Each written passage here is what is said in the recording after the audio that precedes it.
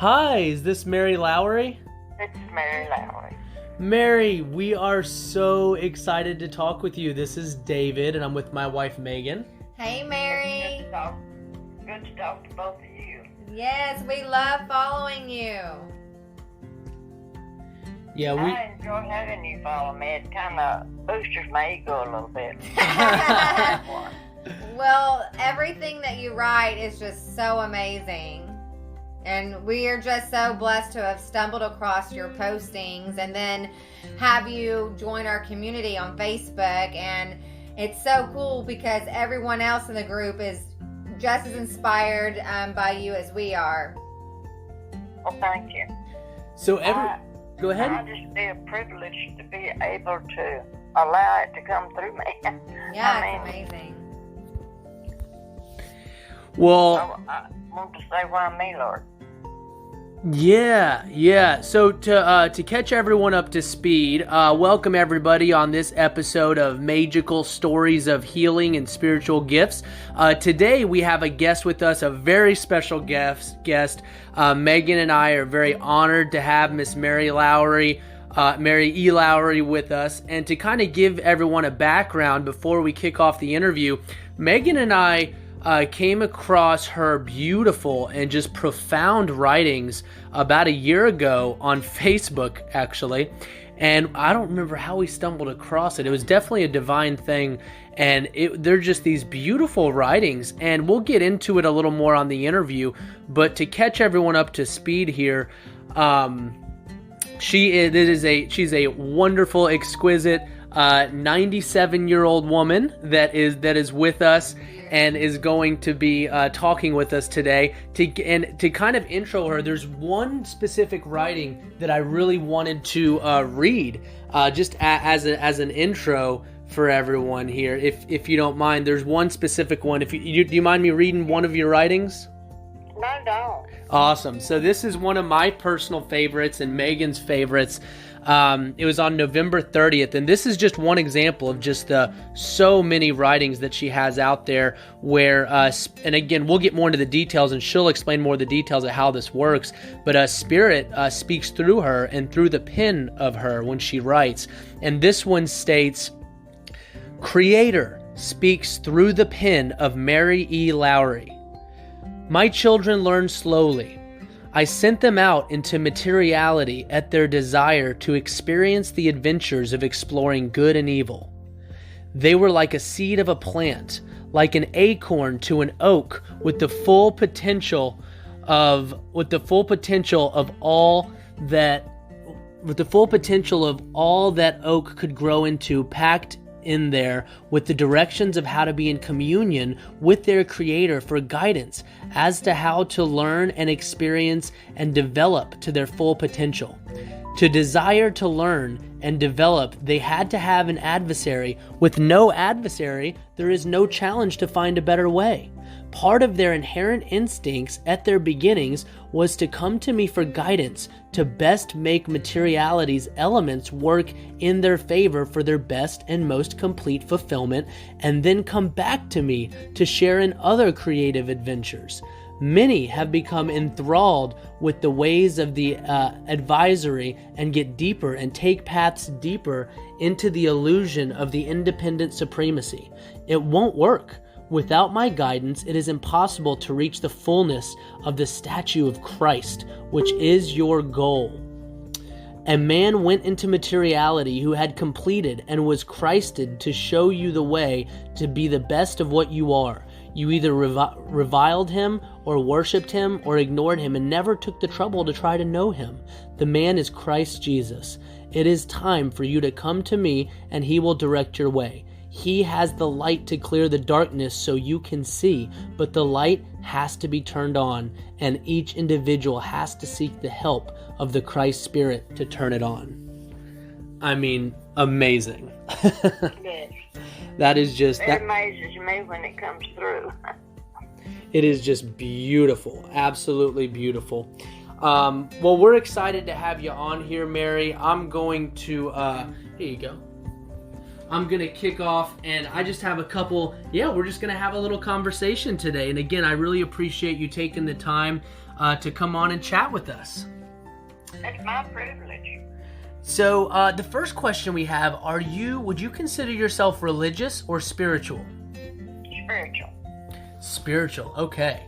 What was your upbringing like? Were you taught about metaphysics? Did you grow up in a church? And how did you find out about the metaphysical world? I was born into a Methodist family that were nominal Christians. They were good people. They worked in the church. But I was born knowing that something other and wondering why the things they taught in the church didn't match up with what I felt about this being that I felt that I knew. And I knew Jesus as a personal reality ever since I can remember. Wow. But I didn't get into metaphysics until I started questioning. I had 3 brothers. One was killed by lightning when I was 9, but the other 2 grew to maturity and were metaphysically inclined. And one of them sent me the book There's a River by Thomas Segura. And that's the story of Edgar Case's life. The other one sent me membership in an organization called Spiritual Frontiers Fellowship with a lending library of thousands. And I was more or less confined at home during that period, and I read everything I could get my hands on.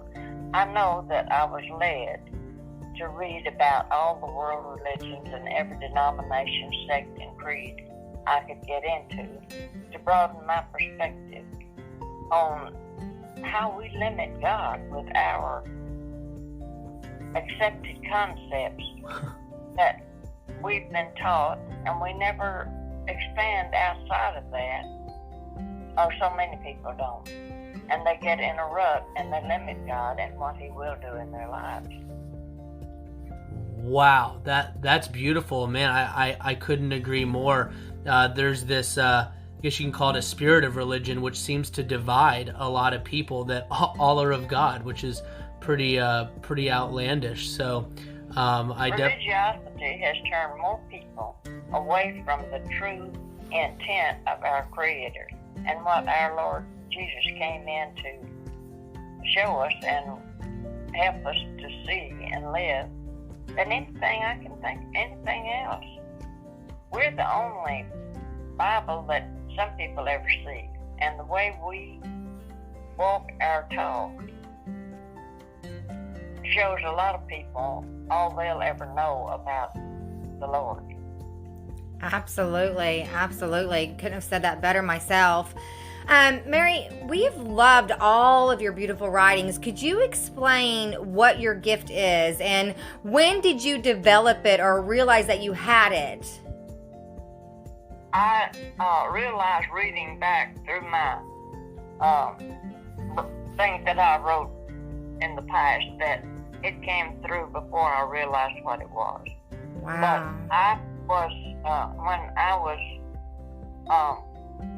in 92, when I was 70, I was introduced to a shaman and started studying the shamanic practice and learning about their true understanding of spirituality. And one day he told me that they, meaning they, wanted me to start doodling. Well, I had read enough to know that meant automatic writing or guided writing. And that night I went home and after talking to the Lord a little while, I put the pen to the paper, and the first line that came through was creation is service. Service is creation. Creation is service. Service is creation. Wow. And it went on from there. And for a while, it seemed to be an abstract energy that came through. But then I began to realize at times that there was I felt a personal influence. And I began to check it with my pendulum. Now, I always put myself in the Christ light and ask the Christ to protect me from any negative influences that will try to get in, because there are plenty of negative influences out there that would like to influence you. Oh, yeah, absolutely. And they would love to get access to pen to put their perspective out. Oddly enough, the writing that came through today starts out with the same phrase that the first one started out with. Creation is service, service is creation. Wow. Now, you don't get visions, do you? Is it just thoughts that come to your mind, or you literally don't even know until you put the pen on the paper? I'll have a feeling, an awareness that something wants to communicate. And I use a pendulum for a yes and no answer. Wow. And ask if something wants to communicate. And then I go through the kingdoms, used to more than I do now. Now I usually have an idea whether it's the higher kingdom or whether it's earthly, whether it's a human. Animals communicate with. There's nothing in creation that can't communicate. Everything has consciousness. And if that's your gift, then, and you do whatever, and I don't honestly know, I was led to do what was necessary to acquire the expression of the gift.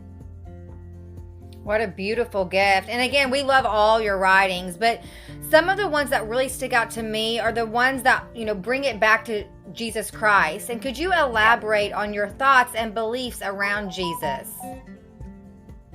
As far as my belief in Jesus, I think I've been told that I lived that lifetime. And he is very personal to me. He's my, I consider him my elder brother. But he's the way shower and the human that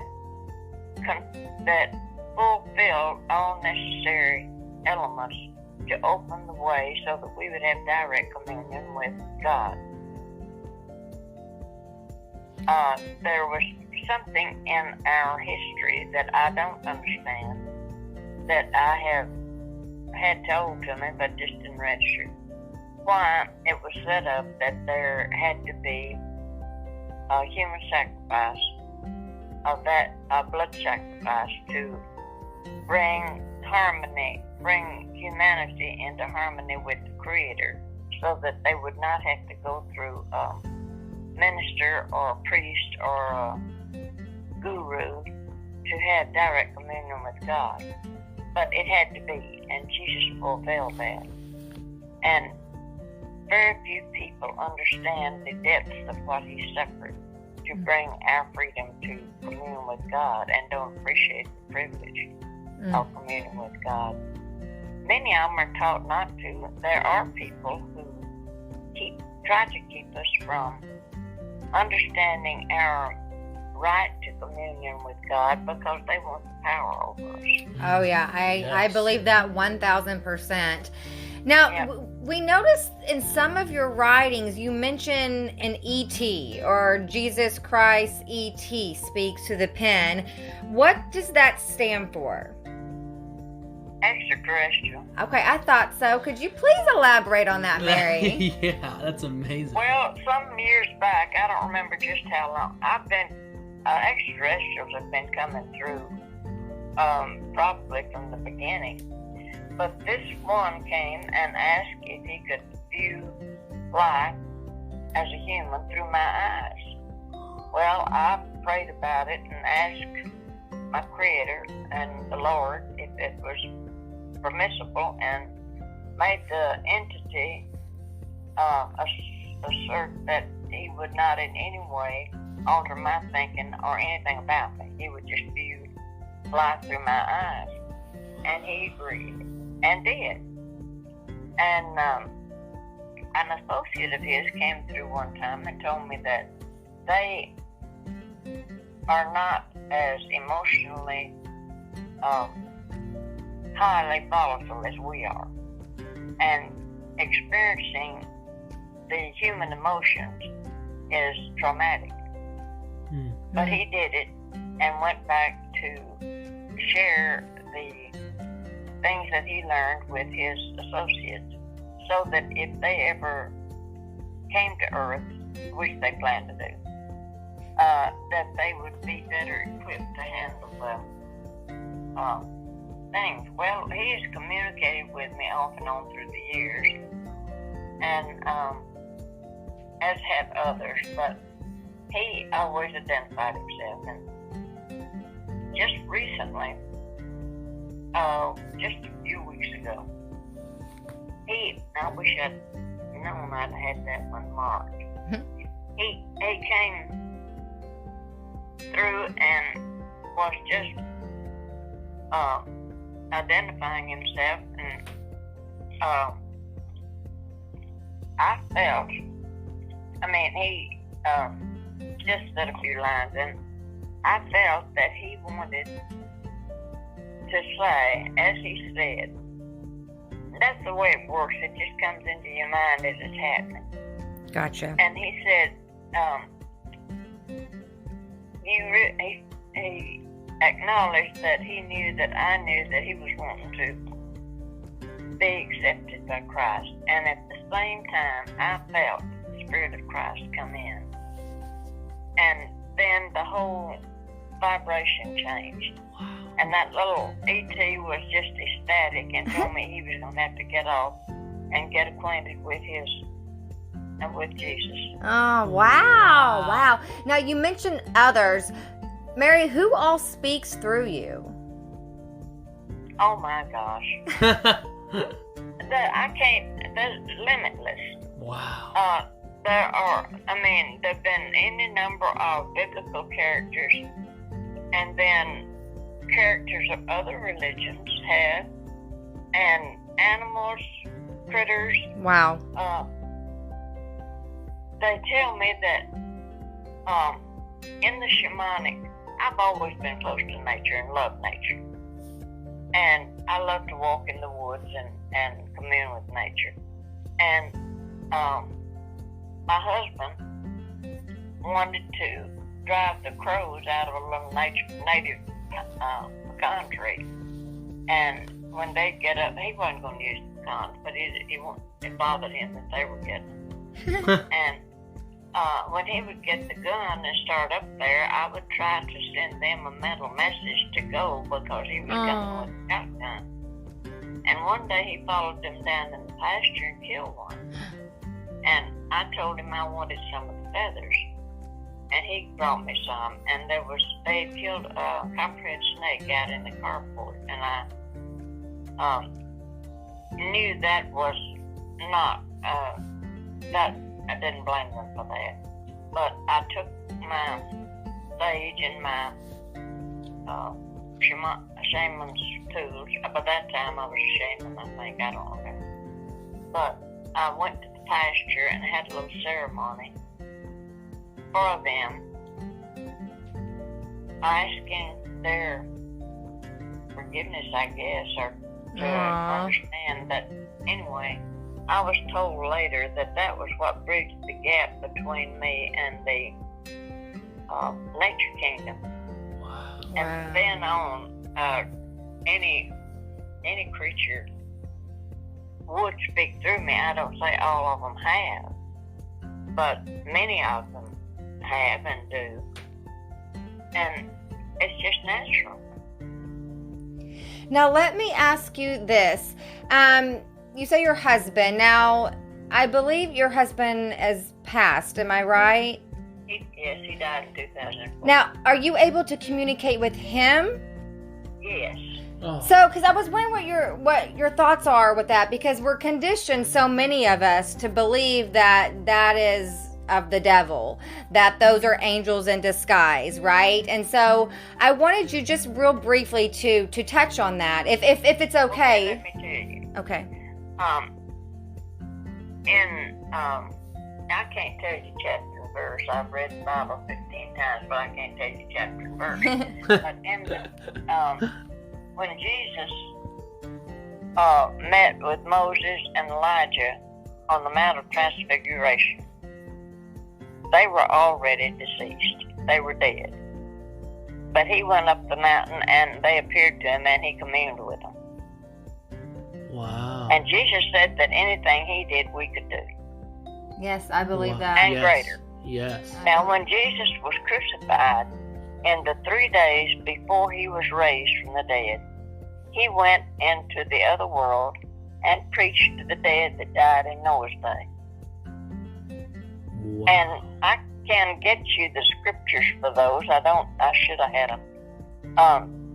And when he was, after the 40 days and he went into the other world, he took a crowd of prisoners with him.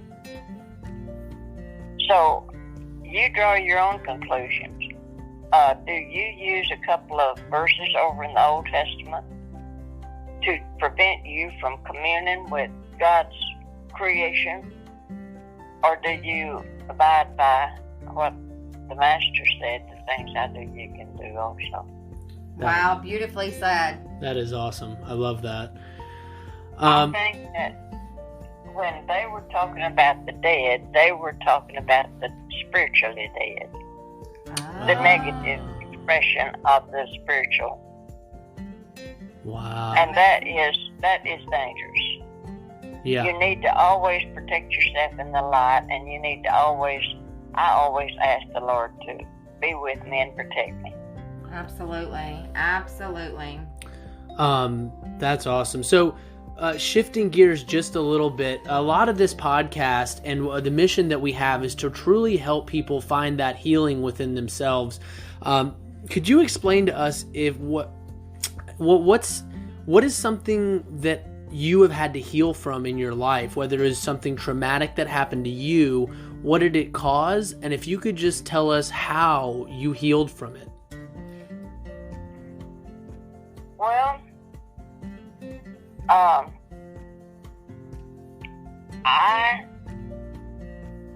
don't know which one to do. I think that everybody has something traumatic that happened in their lifetime. Yeah. And if they didn't bring it to closure, there is a practice called soul retrieval that tells you that you left a part of your substance or your soul there. And the inner child work, the soul retrieval work, and other disciplines show you how to recover that and apply it in your life. Now, I knew early on that something had happened to me, but I didn't know what. And I heard a girl talking about being a victim of incest and finding out about it late in life. And I came back from that retreat that I'd been to and asked a friend of mine who was a natural psychic and could answer a yes or no question. I asked her silently if I was a victim of incest, and she said yes. And so then later I had a soul retrieval, and I began to having awarenesses and dreams that indicated that I did, that I had. And so I knew that I had to forgive. Forgiveness is vital to our spiritual growth. If you don't forgive, you bind that to you. Oh, absolutely. And if you forgive, you release it from you. So I went to the grave of this person. Although I knew they weren't in the grave, I needed a ritual. And I had written down everything that I thought it caused in my life. And I went to the grave and asked their forgiveness if I'd done anything to harm them. And to the best of my ability, forgave them and burned the paper and smudged the tombstone. That was on Friday. Wow. And the Methodist Church, you go to the altar and kneel for communion. And on Sunday, when I went down and kneeled for communion and took the communion, I told people it felt like a couple of angels lifted the weight of the world off my shoulders. Wow, that's gosh. incredible. Forgiveness is so releasing. Oh. Yeah, I couldn't agree more. Forgiveness, forgiving yourself, forgiving the person that hurt you, And feeling it to heal it.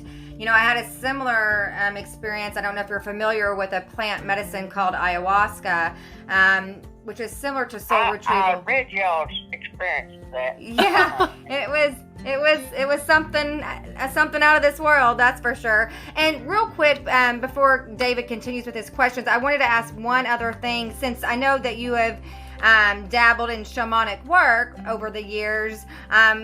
What is your take on plant medicine? I haven't experienced plant medicine, but I think that it is here for a purpose, and that if it is used with the right intent, Right. that it's good. Yeah. Yeah, I couldn't agree Now, more. I haven't used any, but I think that God put it here for a purpose, and if you go to Him and ask for His guidance and follow your intuition, you'll be okay. Absolutely. Thank you. That's wonderful advice. That is beautiful. I wanted to tell you one other experience of forgiveness. Yes. Go for it. It is. This is your show. You tell us. My husband was apparently intent on keeping me from expressing my spirituality, and used every means of his, except he wasn't physical, he was just verbally. And this went on for 50 years. I left for 3, but went back and finished out the marriage. And on his deathbed, in 3 different days, he confessed that he'd done it deliberately and asked my forgiveness. And I, of course, said yes on each occasion. And the last day, he said, "I want to hear you say you forgive me." And I said, "Joe, I forgive you." I felt the weight lift from him. I felt vibrations change. And his communications, since he's been on the other side, have grown from the first, of course, was gratitude and contriteness. And the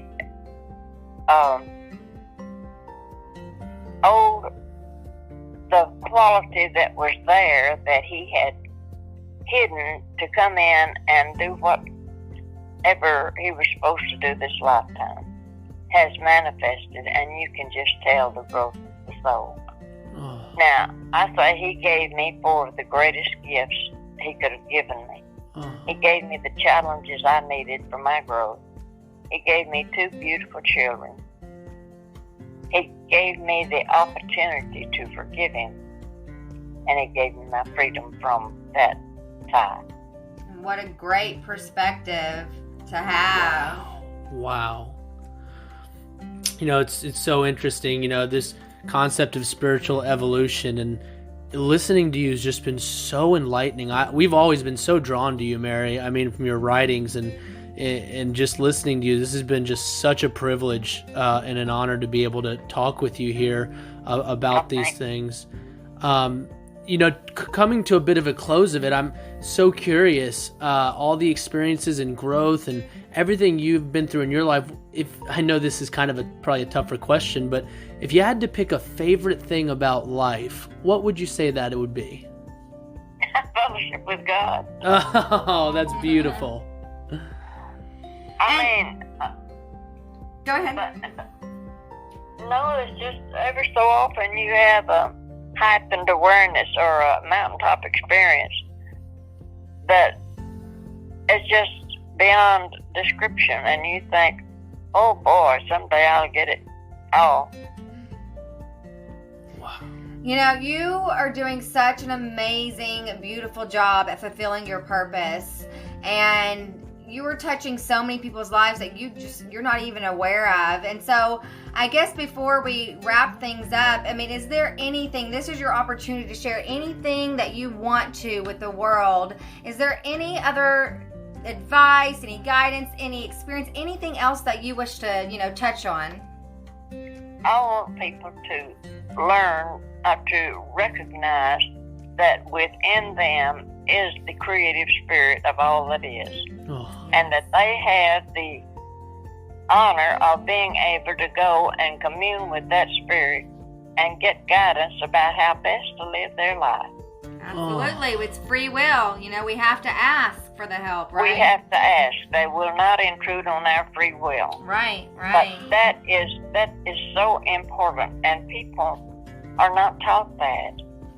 And they go through, and so many of them have been taught in such a way that they don't even want to use the word Jesus or God or Father. I know it.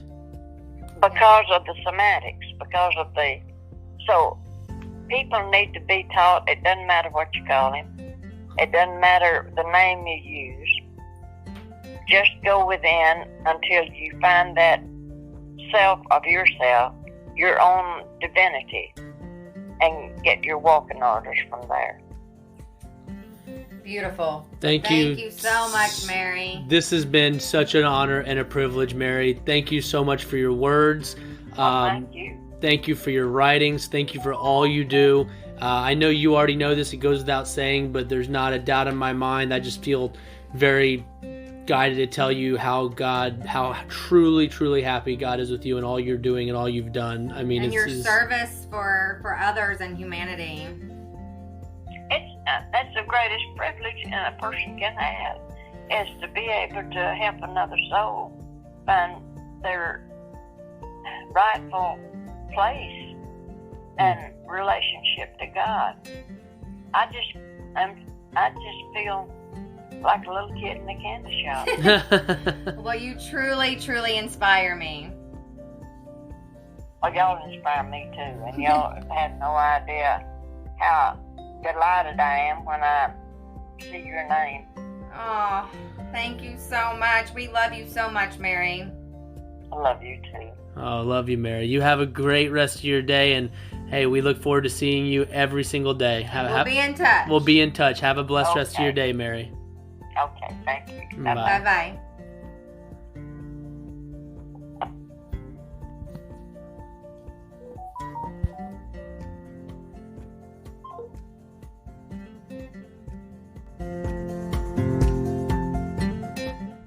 The podcast you just heard was made using Anchor. Ever thought about making your own podcast? Anchor makes it really easy for anyone to get started. It's a one-stop shop for recording, hosting, and distributing podcasts. Best of all, it's 100% free. Sign up now at anchor.fm/new. That's anchor.fm/new to get started.